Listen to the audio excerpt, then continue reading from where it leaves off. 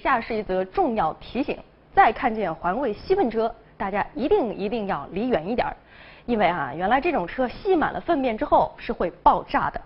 前几天在广西河池市区，有的市民在街上走着走着，就毫无防备地收到了一个大惊喜，满身尽带黄金甲。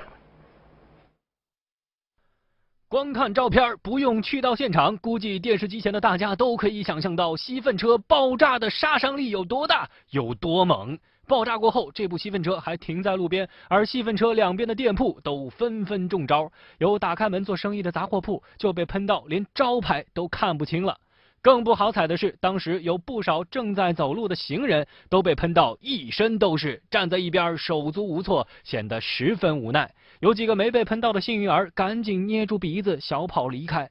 有不少网友就此发出感慨：小伙伴们出门在外要珍惜生命，要远离吸粪车呀！目前事故原因还在调查当中。